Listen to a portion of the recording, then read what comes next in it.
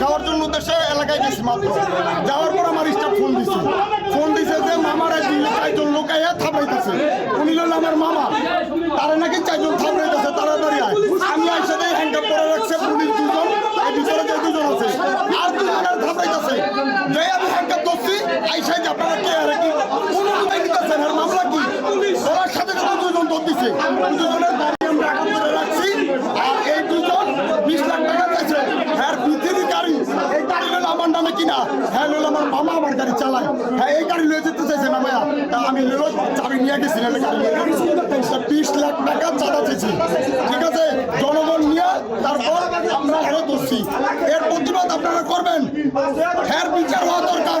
আপনারা না পারলে পুলিশ প্রশাসন যদি এই বিচার না পারে আমরা জনগণ এই বিচার করুন।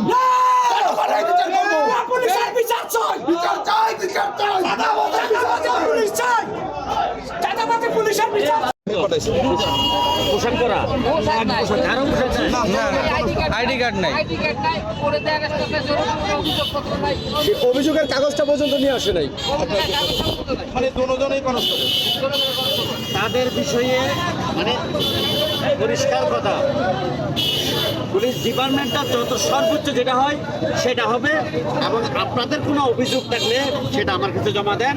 আমি আপনাদেরকে একটা নিশ্চয়তা দিচ্ছি, তাদের বিষয়ে সর্বোচ্চটা আমি নিব। আর আমি এখানে আছি আমার অনুমতি ছাড়া তারা যে এখানে আসছে এটা বিষয়ে আমার তরফ থেকে এক্সট্রা তারা দিয়ে থাকছে। আপনাদেরটা নিবই নিব, আমারটাও থাকবে।